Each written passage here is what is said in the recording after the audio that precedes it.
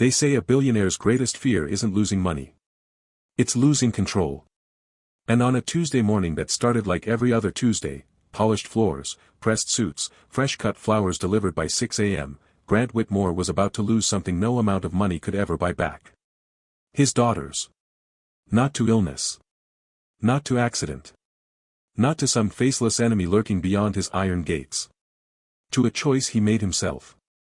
In 30 seconds, he would say 4 words that would crack the foundation of everything he thought he'd built.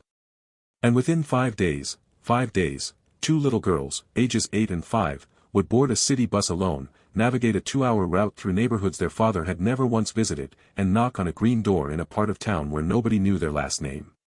This is not a story about wealth. It's not a story about poverty either. It is a story about the kind of pride that sits in a man's chest like a stone, heavy, cold, immovable, until love, small enough to fit in a child's backpack, finally cracks it open. Stay with me. Because the moment those 2 girls stepped off that bus, tired, scared, and absolutely certain, everything changed. And before we dive deeper, let us know in the comments where you're watching from. We'd love to hear from you. And don't forget to hit that subscribe button so you never miss any of our upcoming videos. Let me ask you something before we go further. Have you ever watched a person who had everything, make one decision that unraveled it all? Not because they were evil. Not because they were stupid. But because pride got there first. That's Grant Whitmore. 44 years old. Self-made billionaire. A man who built a logistics empire from a single truck and a borrowed phone. A man who could negotiate a $60 million deal by 11 a.m. and still make it home in time to tuck his daughters in. Or so the story used to go. Because somewhere between building the empire and grieving the woman he loved, Grant Whitmore stopped being a father who happened to be rich. He became a rich man who happened to have daughters. And the woman who quietly, patiently, faithfully filled that gap. Her name was Maya Reyes. 29 years old. No fancy degree. No expensive wardrobe. No connections to anyone in Grant's world. Just a woman who showed up every single day, 2 buses and an hour and 40 minutes from her mother's small apartment in Eastbrook, and loved those little girls like the sun itself depended on it. Here are the questions this story is going to answer. Why did Grant fire her, and what did he get completely, catastrophically wrong? What did 2 little girls know that their father didn't? And how far were they willing to go to fix what a grown man was too proud to fix himself? And finally, the question that sits at the heart of every story this channel tells: when we hurt the people who love us most, do we deserve to get them back? Let's find out together. To understand what Grant Whitmore destroyed, you have to understand what he had. And to understand what he had, you have to go back 3 years. 3 years, 2 months, and 11 days before he slammed that door. Catherine Whitmore had not been sick a day in her life, or so everyone said at the funeral, because grief makes people rewrite history with a softer pen. The truth was, Catherine had been tired for months. The kind of tired that doctors kept calling stress, that other doctors called hormonal, that finally, one afternoon in October, revealed itself to be something much more permanent. She was gone within 6 weeks of the diagnosis. Lily was 5. Emma was 2. And Grant was a man who had spent 15 years learning to fight for everything he wanted, but had never once learned how to surrender to something he couldn't fix. He tried to be enough for them. He really did. In those first months, he cut his travel schedule in half, turned the east wing of the mansion into a playroom so elaborate it made the girls' friends cry with envy. He hired a parade of nannies, each one more qualified on paper than the last. Pediatric psychology background. Montessori certification. Bilingual. First aid trained. Every single one of them lasted less than 3 months. Not because they were bad. But because his daughters weren't looking for a resume. They were looking for someone who would sit on the floor and actually play. Someone who would read the same book 6 nights in a row without sighing. Someone who would notice, without being told, that Emma always needed to hold something soft when she was scared, and that Lily processed emotion by going quiet, not because she was fine, but because she was building something in her head that she needed words for later. The nanny agency sent Maya Reyes on a Thursday afternoon in late spring. She arrived 20 minutes early, which impressed Marjorie the housekeeper. She was dressed simply, clean, pressed, but nothing expensive. She had a canvas tote bag and a small cardboard box she carried with two hands like it mattered. Marjorie asked what was in the box. Puppets, Maya said. Handmade. I thought, in case the girls needed something to do while we got to know each other. Marjorie showed her into the sitting room. Maya did not sit down. She set the box on the floor, opened it, and by the time Lily and Emma wandered in, suspicious, guarded, the way children are when adults keep coming and going, Maya was already on the carpet, a small dragon puppet on one hand, narrating the beginning of an adventure in a voice so earnest and silly and alive that Emma forgot to be cautious and just walked straight over. Lily hung back. Lily always hung back. But 10 minutes later, she was sitting cross-legged beside Maya, holding the smallest puppet, a hedgehog, and offering corrections to the dragon's geography. Dragons don't live in castles, Lily said seriously. They live in mountains.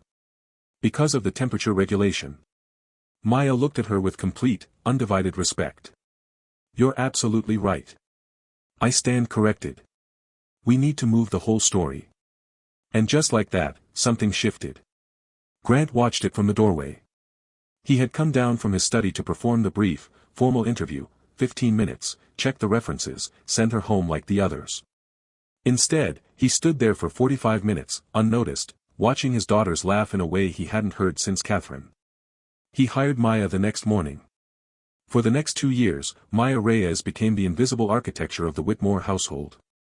She arrived every morning at 7:30, 2 buses, remember, and she left every evening at 6. She never complained about the commute. She never asked for a ride. She did not gossip with the other household staff, did not use her phone while the girls were awake, and never once, not one single time, put herself in the center of a situation that wasn't hers to occupy. She helped Lily with a science project so thorough it won the school's regional competition. She sat on the bathroom floor with Emma for 40 minutes the night of the thunderstorm, building a blanket fort around the toilet because Emma decided it was the safest room in the house and Maya decided that was reasonable enough to honor. She learned, quietly, without fanfare, that Lily processed grief by writing and Emma processed grief by touch. So Lily got a pink notebook. For big thoughts, Maya told her.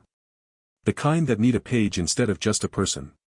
And Emma got a strand of cheap pearl beads, costume jewelry from a craft market, that Maya helped her string herself, bead by careful bead, while they talked about Emma's mother. About how some people are like stars, far away but always there. About how love doesn't need a body to stay real. Emma wore that necklace every single day. Now. Here is what Grant knew about all of this. Almost nothing. Not because he didn't care, he did, in the distant, abstract way of a man who tells himself that providing is the same as being present. He knew the girls were happy. He knew the house ran smoothly. He knew Maya was reliable, trustworthy, good with the kids. What he did not know, could not have known, because he was never quite in the room when it happened, was that Maya had become the gravitational center of his daughters' lives. The person whose voice they expected at night.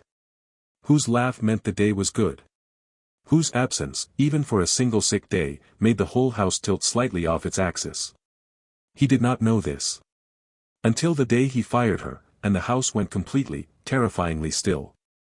But before we get to that morning, the slammed door, the trembling chandeliers, the mistake that would haunt him, we need to talk about what was happening in Grant Whitmore's world in the weeks before. Because the fire that burned down his trust in Maya. He lit it himself. He just didn't know it yet. Grant's empire, Whitmore Global Logistics, had been on an aggressive acquisition push for 18 months. A deal in the Asia-Pacific region, $340 million, had hit a wall of regulatory complications. And somewhere in the tangled web of advisors, board members, and family stakeholders, a leak had appeared. Someone was talking. Grant's lawyers couldn't pin it. His security team had narrowed it to someone with access to the inner household, someone who had overheard the wrong conversation at the wrong time. His brother-in-law Derek, Catherine's younger brother, who had never fully trusted the nanny, who had always felt slightly threatened by the warmth Maya brought into a house he visited with complicated feelings, planted a single, poison seed. Grant, Derek said one evening, over whiskey in the study. You've got a woman in this house 5 days a week who takes 2 buses to a neighborhood I wouldn't park my car in. You don't know who she talks to. You don't know what she hears. Your girls repeat things, man. Things they shouldn't know. Grant said nothing. I'm just saying, Derek continued, setting down the glass. Be careful. That was all. 8 sentences. No evidence. No specifics. No accusation direct enough to confront or disprove. Just a seed. And Grant, raw from grief, exhausted from pressure, already primed to feel like the walls were closing in, let it grow. For 3 weeks, he watched Maya with different eyes. Replayed conversations. Noted when Lily mentioned something financial, Daddy, what's a merger? And felt the floor shift beneath him. Lily was 8. She asked questions like a surgeon. Where was she getting the vocabulary? The answer, had he asked, was simple. Lily read everything. Every newspaper left on the table, every magazine in the lobby, every headline on a screen she passed. Lily was 8 going on 40, and she processed the world through research. But Grant didn't ask. Because asking meant trusting. And trust, right now, felt like the thing that kept getting him burned. So on a Tuesday morning, when he overheard Lily use a phrase, financial exposure, in a conversation with Emma about why their father looked worried, something inside him snapped. He stormed to the back garden. He slammed the mansion door so hard the chandeliers trembled. And then he made the mistake that would haunt him for the rest of his life. Maya was in the garden when it happened. Kneeling in the grass beside the sandbox, helping Lily and Emma build what the girls had optimistically named the Grand Coastal Palace, though it leaned significantly to the left and one entire tower had already collapsed twice that morning. The air smelled like cut grass and warm earth. Emma had a smear of sand on her cheek. Lily was negotiating the structural integrity of the drawbridge with the focused authority of a small architect. It was, by any measure, a perfect morning. And then the door slammed. Both girls went still before they even turned around, because they knew that sound. The specific, seismic weight of their father's footsteps when something in his world had gone wrong. Emma reached for Maya's arm instinctively, fingers closing around it like a life jacket. Daddy sounds mad, she whispered. Maya rose slowly, brushing sand from her palms, already positioning herself, quietly, without drama, between the man and the children. It was not something she had rehearsed. It was simply where her body went. Grant crossed the patio in 4 strides. His jaw was tight. His eyes, usually careful, controlled, were lit with something she had never seen from him before. Not anger. Betrayal. I need a word, he said, voice low. Of course. Maya kept her voice even. Girls, why don't you keep working on the West Tower? Don't. Grant's tone cut like a blade edge. Don't redirect them. This conversation is happening now. The girls froze. Maya held her ground. Sir, she said carefully. Whatever this is, could we discuss it inside? Without. My 8-year-old, Grant said, each word deliberate, used the phrase financial exposure this morning. She was explaining my business situation. To a 5-year-old. In my kitchen. A silence fell, the kind that has weight. I don't know what she means, Maya said. I haven't. Don't. His voice cracked. Sharp. Final. Don't lie to me. You've been in this house for 2 years. You hear everything. You talk to people. Someone is feeding information about my company to the outside, and my daughters are repeating it like little news anchors, and I need you to tell me right now. Dad. The voice was small. But it cut through everything. Lily was standing up. Sand on her knees. Chin up. Trembling, but standing. The way Catherine used to stand when she'd made a decision and no amount of argument was going to unmake it. Lily, Maya started. We asked, Lily said. Looking at her father. Not flinching. We asked, because you're never here. The words landed like an open hand. Grant's jaw tightened. The muscle in his cheek worked. Pride, automatic, armored, reflexive, took the wheel before grief could get there first. Pack your things, he said to Maya. Quiet now. The quiet that was worse than yelling. You have 1 hour. And don't you ever contact my daughters again. Emma's sob came out like a small animal sound. She reached for Maya, both arms, burying her face against her side. Lily didn't move toward her father. Didn't move toward Maya. Just stood in the garden with her fists at her sides, staring at the man who was supposed to be the safe place in the world. "If she leaves," Lily said, voice cracking but not breaking, "we're leaving, too." Nobody moved. The garden held the moment like a photograph. And in that silence, if you listened hard enough, you could hear the sound of something precious fracturing. Not the relationship between a billionaire and a nanny, but the relationship between a father and his daughters. The one that had been quietly, slowly, pulling apart at the seams, and had just, in this moment, torn all the way through. Grant said nothing. He turned and walked back into the house. And Maya, hands shaking, knelt down and held both girls close, one more time, for as long as she was allowed, breathing them in like the last warm thing she'd be allowed to keep. An hour later, she was gone. Her suitcase was modest, she hadn't accumulated much in 2 years of other people's spaces. She carried it herself to the gate, because no one offered. She didn't cry in front of the girls. She had promised herself that much. She kept her spine straight and her face composed until the gate clicked shut behind her, and then, on the long walk to the bus stop, where no one from the Whitmore estate could see her, she cried the whole way. Not for the job. For the girls. For the way Emma had clung to her ankles screaming. For the look on Lily's face, that 8-year-old look that had no business being that adult, that measured, that quietly devastated. For the pink notebook and the puppet box and the pearl necklace and the bedtime voices, all the small, specific, irreplaceable rituals that no new nanny would know. On the bus, Maya Reyes pressed her forehead against the window, closed her eyes, and let the city move past her like a river she was no longer part of. Now. Back at the mansion. If Grant Whitmore had expected the house to feel different, cleaner, safer, more controlled, he was right. It did feel different. It felt like a mausoleum. If this story has your heart already, drop "I'm still watching" in the comments. Let's see who's writing this all the way to the end. The first morning without Maya, the Whitmore mansion woke to silence. Not peaceful silence. Not the silence of a home at rest. The thick, wrong silence of a house that has lost its center of gravity and doesn't yet understand why everything feels slightly off balance.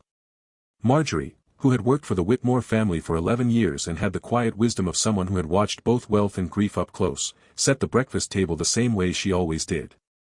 Orange juice. Toast. Fruit arranged in a bowl.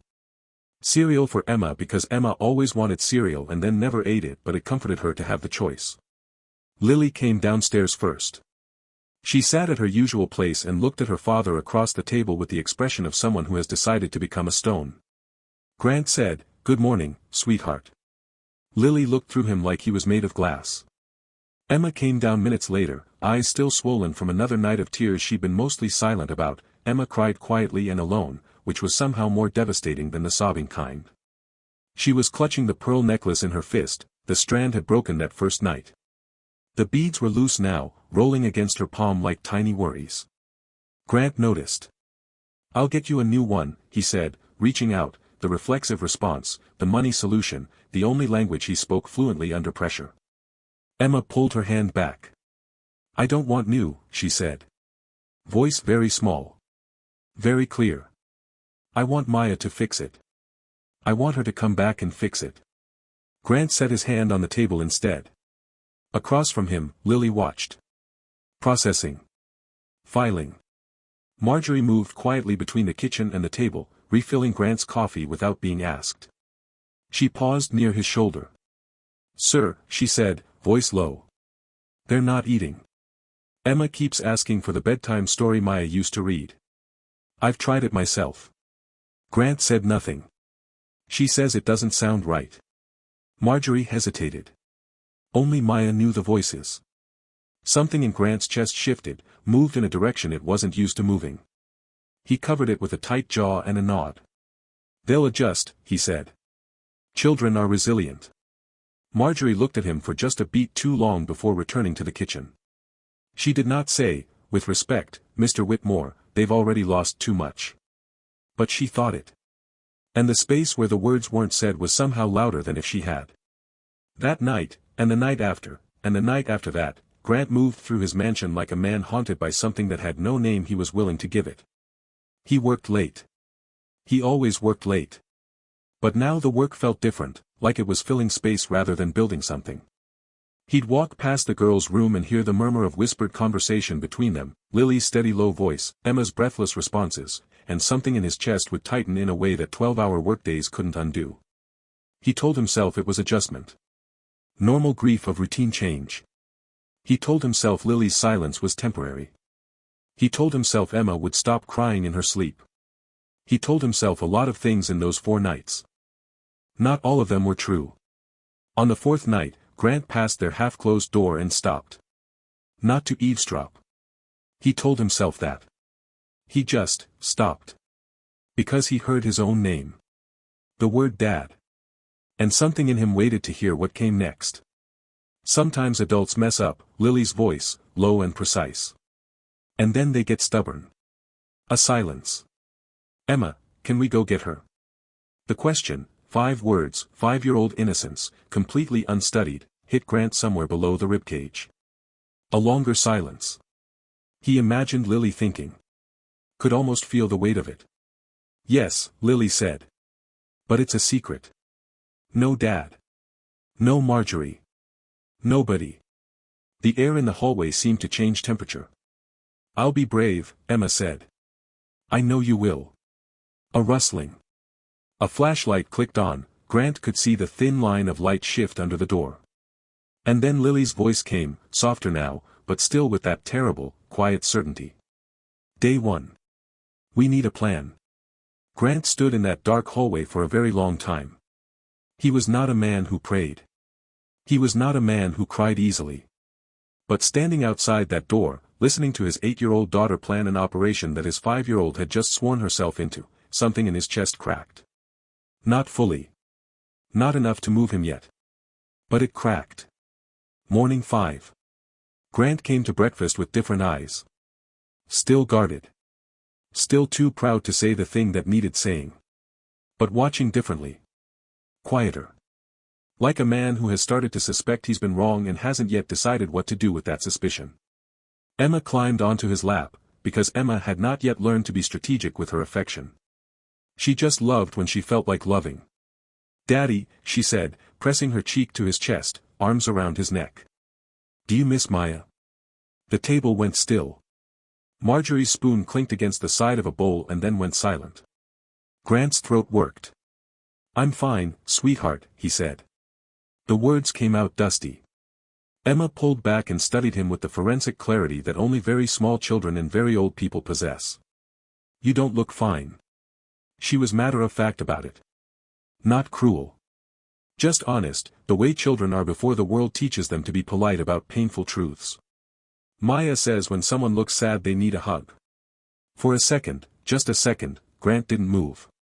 Then his arms closed around his daughter like a man who is afraid of losing something he's only just understood the value of.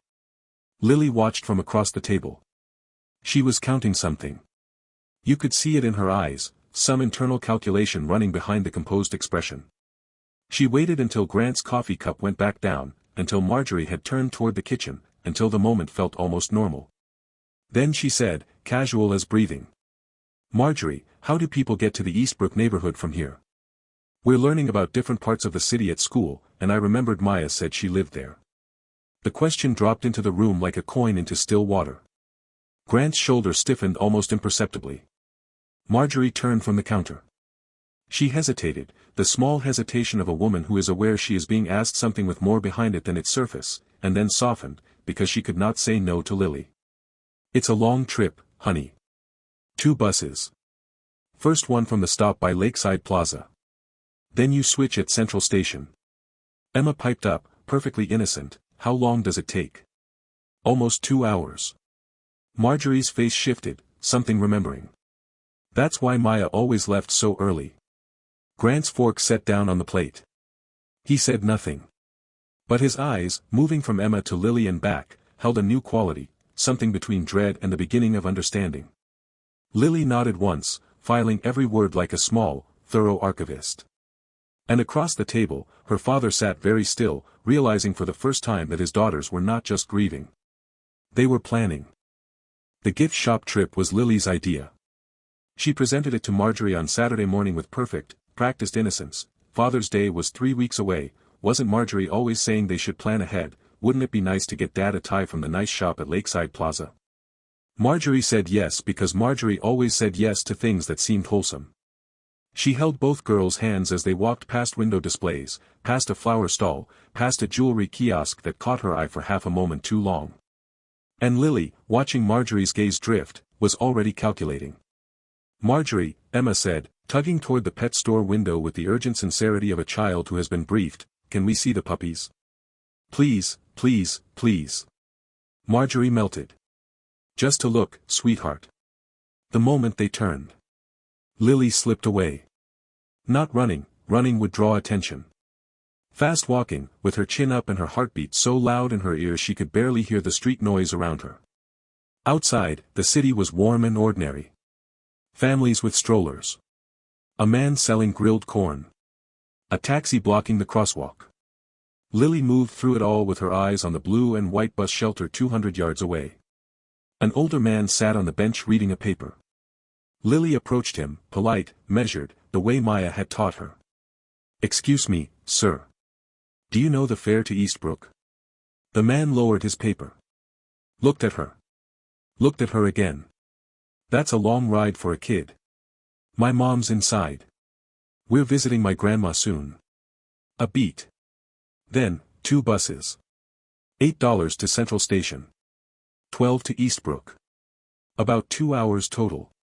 Last bus back runs at 5:30. Lily repeated it in her head like a prayer. 8.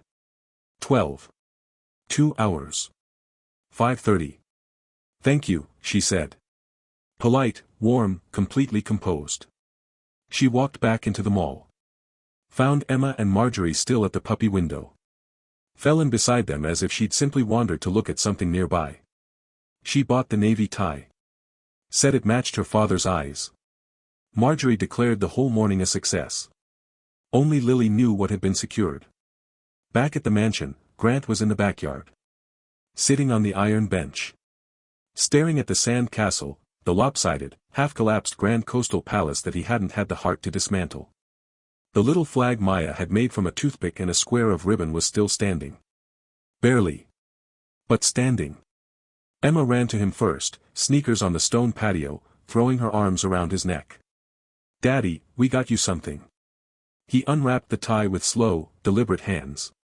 A navy tie. Silk. Simple. "It matches your eyes when you're sad," Emma said. The words hit him somewhere no executive defense could reach. Lily sat beside him. Close enough to feel the tremor in his knee that he was trying to suppress.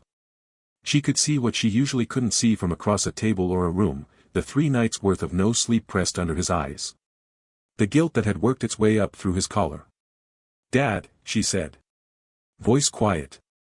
Not cruel. Just clear. "Do you miss Maya?" He stared at the sand castle. At the little flag. At the moat Lily had carved with a stick and Emma had declared the best moat in the northern hemisphere. "Yes," he said. Barely audible. Like it had cost him something to let it out. "Then why don't you bring her back?" Emma climbed onto his lap and opened her fist, the broken pearl beads, still rolling loose in her palm. Grant exhaled. "Because sometimes adults make mistakes so big we don't know how to fix them." Lily leaned in. "Maya told us the bravest thing a person can do is say I'm sorry." Grant's throat worked. "Do you think she'd forgive me?" he asked. Almost like a child asking. Like all the armor had finally gotten too heavy to hold up. Emma answered without a pause. Without a flicker of doubt. "She forgives everybody." Grant nodded once. Eyes closing. Opening.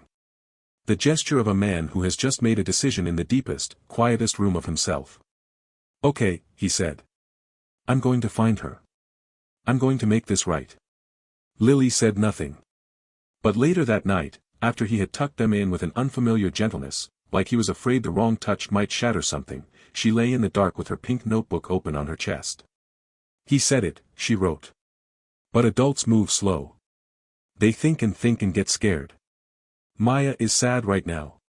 And if he waits too long, she might stop believing we want her." She clicked the flashlight off. In the dark, Emma's voice came small and certain. "So we do it." "Sunday," Lily said. Marjorie goes to church at 10. Dad has his meeting at 11. That gives us a window. Emma sat up. That's our chance. Lily closed the notebook. Tomorrow, she whispered. We're the brave ones. Sunday came with a blue sky that felt like a lie. Lily was dressed before the sun had fully climbed, jeans, sneakers, her green hoodie, money folded tight in her front pocket.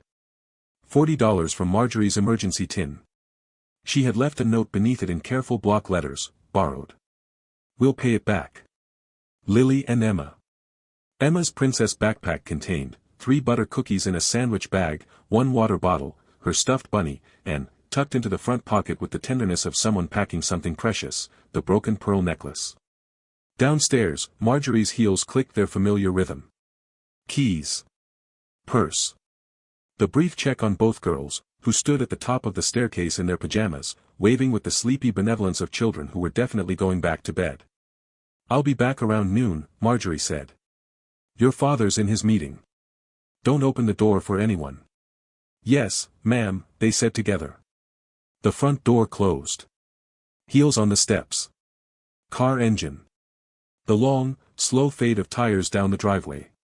Lily sprinted to the window and watched until the car disappeared. Then she turned to Emma. Now. They moved through the mansion with the focused urgency of a very small special operations unit. Lily counted the cash again, 20, 30, 40, and tucked it back into her pocket with both hands. Emma put on her backpack with the solemnity of someone suiting up for battle. The garden gate, the same gate Maya had walked through with her suitcase, clicked shut behind them. The world outside didn't know. That was the strange thing. The neighborhood looked the same. The sky was the same. A sprinkler ran on someone's lawn 2 houses down. A dog barked at nothing. 2 little girls walked down the sidewalk, one with a princess backpack, one with $40 and a plan, and the world just let them. The bus stop was louder than Lily had expected.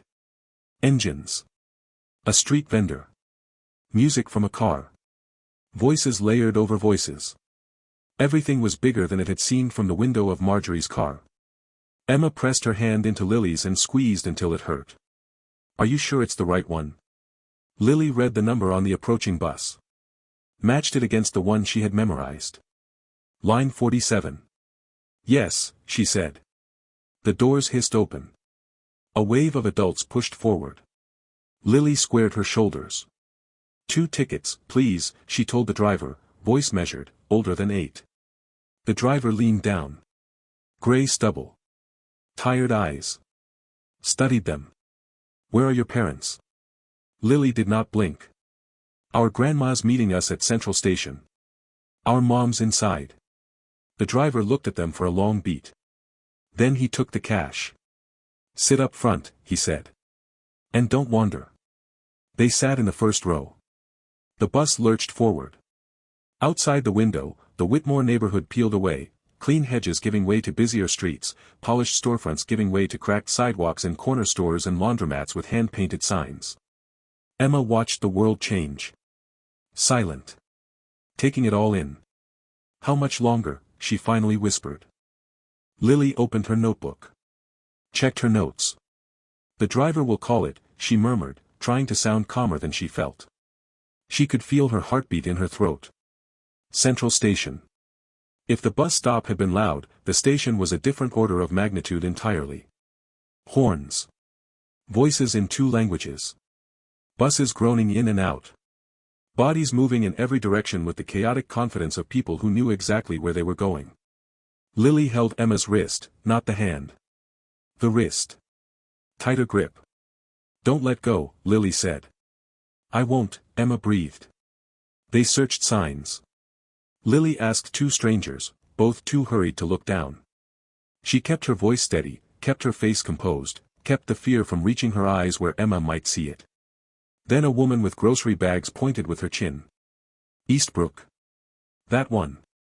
The second bus was older. Seats worn through to the stuffing.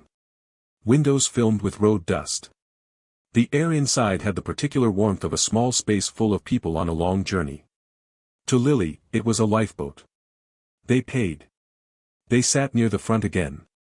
And as the bus moved, slower now, through parts of the city that felt heavier and more alive at the same time. Emma pressed her forehead to the dusty window. Maya comes here, she said. Every day, Lily said. For 2 years. Neither of them said anything else. They just watched the city move past. And somewhere in that watching, something shifted in both of them, a quiet, wordless understanding of something about distance and sacrifice and the things people do for love that nobody ever thanks them for. Next stop, Golden Grain Bakery. Warm bread smell drifted through the open door as they stepped off. Lily's legs were slightly unsteady from the long ride. Emma clutched her backpack straps and looked around at the narrow street, the row houses, the sound of music from an upstairs window. The bakery was across the street. A man in an apron was stacking loaves in the window. Lily crossed and approached him. Sir, do you know Maya Reyes? She lives near here. With her mother. The man's face did not need a moment. It opened immediately. Maya, sweet girl. Green door, house number 23. 3 blocks down, take a left. Emma looked up at her sister. We're really here, she said. Lily stared at the narrow street ahead. 1 green door. 1 knock. We're really here, she confirmed. The green door. Lily's hand hovered 2 inches from the wood. She could feel the grain of the paint. Could feel Emma standing just behind her, breathing hard and fast. What if she doesn't want to see us? Emma whispered. She will, Lily said. Her voice shook. Just slightly. She knocked 3 times. The sound rang down the quiet street. Footsteps. Slow. A chair scraping. A soft voice from inside. Who is it? Emma launched forward before Lily could think. Maya. It's us. Lily and Emma. Silence. Then, frantic.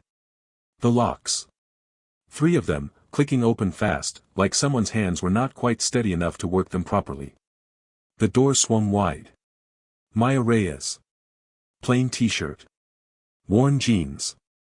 Hair loose, not pinned up like at the mansion. Eyes swollen, lashes still clumped from the kind of crying that comes in waves across days. She was smaller here. More human. Like a person who had been carrying themselves very carefully for a week and wasn't sure they had the strength to keep it up. When she saw them, really saw them, her face cracked open. Not performed emotion. Real emotion. The kind you can't fake and wouldn't choose if you could. My babies, she whispered. They hit her like a wave.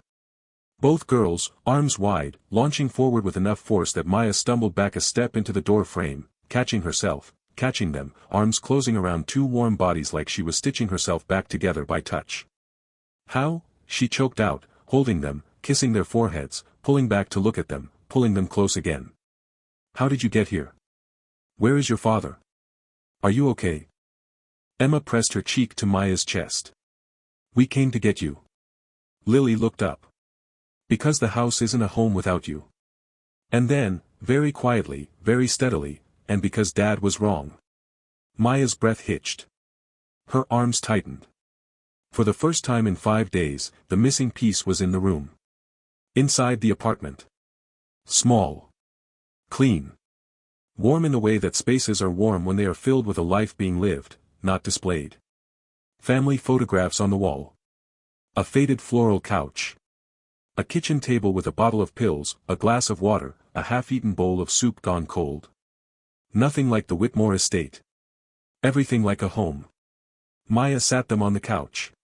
Put water in front of Emma.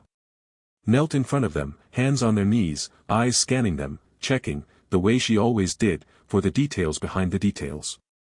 I have to call the house, she said. They'll be terrified. This was dangerous. We know, Lily said. But you needed to know the truth. Before you called. Maya paused. What truth? From the back room, the slow shuffle of a cane on worn floors. A slight woman appeared in the doorway, older, fragile but bright-eyed. Rosa Reyes. She looked at the girls with the expression of someone who has heard many hours of description and is now meeting the real thing. So these are the girls, she said. Smiling through pain. The little angels. Emma stood up without hesitation and walked to her. Maya says you're the wisest grandma in the whole world. Rosa's eyes filled. She looked at her daughter over Emma's head. She's been crying every day, Rosa said quietly. Not for the job. Because she thought she'd lost you. Lily stood. You didn't lose us. She looked at Maya directly. And you didn't do anything wrong. Maya's lip trembled. Then why did he? Because he thought you overheard something about his company. Lily's voice dropped. He thought you told someone. He thought the leak came from you. Maya went very still. But it wasn't you, Lily continued. Maya's voice barely made it out. How do you know? Emma looked at her shoes. Lily took a breath. Because we heard it, she said. We were playing hide and seek. We hid behind the big couch in the study. We heard Uncle Derek talking to Dad, about the money trouble, about the deal, about the exposure. We heard everything. She swallowed. And I repeated it. I asked Dad about it later because I looked it up and wanted to understand. He thought it came from you because I knew the words. But it came from us. The room seemed to tilt. Maya's hand came up over her mouth. All week, she breathed. All week I've been thinking I failed you. That I did something wrong. That I betrayed the trust somehow without knowing it. You didn't, Lily said. Dad failed you. But he can fix it. We came so you'd know the truth. A pause. And so you'd come home with us. Maya's hands were shaking as she reached for the old wall phone. Then it rang first. Sharp. Urgent. All four of them froze. Maya picked up slowly. Hello. A voice came through, strained, searching, the careful control of a man who had not yet fully let himself fall apart but was very close. Maya. Please. Tell me my girls are with you. Maya looked at the girls. Lily leaned toward the phone. Put it on speaker. Maya clicked the button. Dad, Lily said. Clear as a bell. Steady as a judge. Don't call the police. We're safe. A silence that had the texture of a man remembering how to breathe. Lily. His voice cracked on the single syllable. Lily, oh God. We're going to tell you something, Lily said. And you're going to listen. Because you fired someone over a mistake you made. And she deserves to hear the apology. What followed was not a quick fix. Let me be honest about that. Because real stories don't end in 30 seconds just because the phone call happened. Real stories have weight. Real apologies have texture, they're halting and uncomfortable and they require the person offering them to stand in the discomfort without flinching away. Grant drove to Eastbrook himself. No driver. He took his own car, the one he rarely drove himself, and he navigated the two-bus route by GPS, in reverse, window down, in a suit that felt increasingly out of place as the city shifted around him. He pulled up to the green door. He sat in the car for several minutes. He was a man who had walked into boardrooms with $100 million negotiations on the table and never once sweated through his collar. But this two-story row house on a quiet street in Eastbrook, with the peeling paint on the railing and the potted geraniums on the step and his daughters somewhere inside, this was the most intimidating thing he had faced in years. He knocked. Maya answered. She did not slam the door in his face.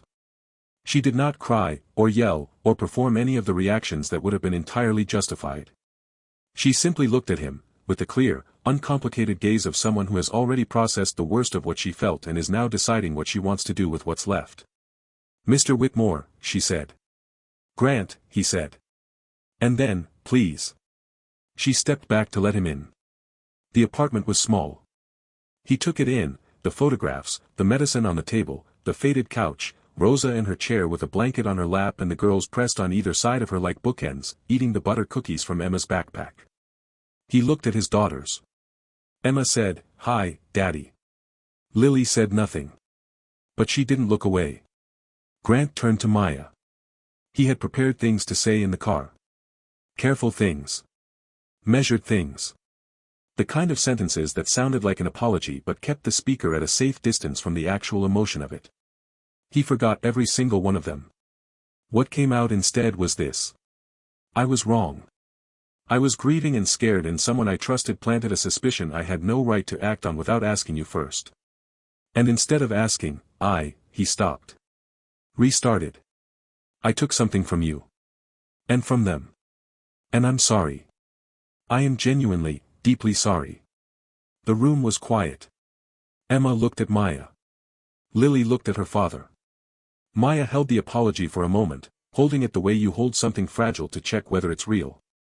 Then she said, your daughters took 2 buses through a city they'd never navigated alone. They borrowed money and left a note about it. They found my address from a bread shop and knocked on my door. She glanced at the girls. If they're brave enough to do that, I think I can be brave enough to forgive you. Emma let out a sound that was somewhere between a sob and a laugh. Lily, for the first time in 5 days, allowed herself a full, long exhale. Rosa Reyes made tea. This is important, because the making of tea in a small kitchen, the particular sound of a kettle, the opening and closing of a cabinet, the way a woman moves in a space she knows by heart, has a way of making room for things that need to be said without ceremony. Grant sat at the table across from Maya's mother. Emma was in his lap. Lily was next to him, close enough that her shoulder touched his arm. Rosa set the cups down. Looked at Grant with the clear, kind eyes of a woman who had seen enough of life to know when someone was genuinely reckoning with themselves. Your daughters came here to fix something you broke, she said. Simply. Without malice. Children shouldn't have to do that. Grant said, I know. But they did it anyway. She smiled, very slightly. That's who Maya raised them to be. Even if it was only 2 years. Grant looked at his hands around the cup. I'd like it to be more than 2 years, he said. If Maya's willing. He looked up at her. Maya held his gaze for a long moment. With some conditions, she said. He nodded. Name them. They stayed at the apartment for over an hour. Emma fell asleep against Grant's shoulder, still holding the broken pearl necklace in her fist. Lily sat beside Maya on the couch, their shoulders touching, and quietly, almost without realizing she was doing it, began telling her everything that had happened over the past week. The breakfast silences. The bedtime book that sounded wrong. The plan in the pink notebook. The bus. Maya listened. She did not interrupt. She did not deflect or minimize. She just listened the way she always had, fully present, fully there, in a way that had nothing to do with salary or schedule. When Lily finished, she said, You are the bravest 8-year-old I have ever known. Lily thought about this seriously. I was scared the whole time, she said. I know. That's what brave is. The drive home was quiet. Grant drove. Maya sat in the passenger seat. It was the first time she had ever been in the front seat of a Whitmore vehicle. Emma slept in the back, buckled in, bunny on her lap, beads still in her hand. Lily sat beside her, watching the city shift as they drove, the same blocks in reverse, the same change of the city from worn to polished, from alive to ordered. Grant said, somewhere on the highway, the 2-bus ride. Every day for 2 years. It wasn't a question. He just said it. Like he was putting it somewhere specific in his understanding. Hour 40 in the morning, Maya confirmed. 2 hours back at night if I missed the express. Grant said nothing for a moment. Then, starting Monday, there's a car for you. Whatever time you need it. Maya smiled at the windshield. I'll accept that. Another pause. And I'll be at breakfast, he said. I can't promise I'll be good at it right away. But I'll be there. Maya looked at him. That's enough, she said. That's more than enough. 2 weeks later. The Grand Coastal Palace was fully rebuilt. This time Lily had incorporated an actual structural plan. She had read an article about load-bearing architecture and applied it to the sandbox. The towers stood straight. The moat was properly carved. The little flag, a new one, flew from a repaired toothpick. Grant sat on the iron bench, coffee in hand, watching. He was there. Present. Not looking at his phone. Not mentally in a meeting somewhere 40 time zones away. Just there, in the garden, on a Tuesday morning, watching his daughters and the woman who had loved them through the worst year of all their lives. Emma was explaining to Maya, very seriously, that the west wing of the castle needed a royal kitchen because royalty needed snacks. Lily was debating the structural advantages of a drawbridge versus a portcullis. Maya was listening to both of them at once, nodding, and somehow making both arguments feel equally valid and important. Grant watched. He thought about Derek's 8 sentences. About the seed that had found such willing soil in a man who was already afraid. He thought about the $40 from Marjorie's tin. About a pink notebook and a flashlight and a 5-year-old who swore to be brave and meant every word. He thought about pride. How it masquerades as self-protection when it's really just fear wearing armor. How it had cost him a week of his daughter's belief in him. How close, he had come to losing so much more. He thought about a woman who had taken 2 buses in the dark and the cold, 5 days a week, for 2 years, because she loved his children. Not because she was paid to. Because she actually loved them. He had not thanked her. Not once. Not properly. He would fix that. One morning at a time. That evening, after dinner, and dinner was loud, and chaotic, and Emma knocked over her juice, and Lily corrected Maya's dragon geography again, and Grant laughed so hard he had to put his fork down. After all of it, after the bath time negotiation and the book with all the voices and the lights finally out, Grant stood in the hallway outside the girls' room. The door was half open. He could hear the quiet breathing of 2 sleeping children. He thought, I almost threw this away. He thought, what would I have built for, if not this? He turned the light off in the hallway. Walked back to his study. Sat down at his desk.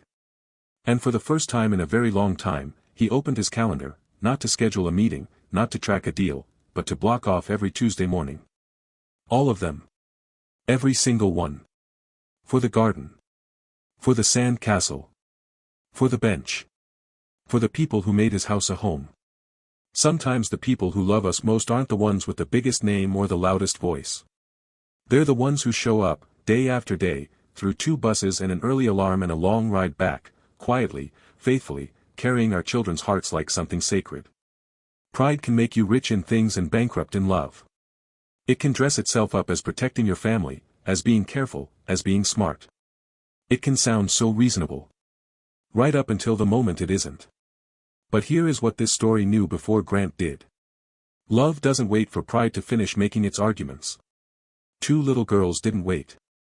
They packed 3 cookies, a water bottle, a stuffed bunny, and a broken pearl necklace, and they walked out the garden gate and got on a bus. Not because they weren't afraid. Because they were more afraid of a world where the person who loved them most believed she'd been forgotten. That is what courage looks like at 8 years old. That is what it looks like at 80, too. So let me ask you something before you go.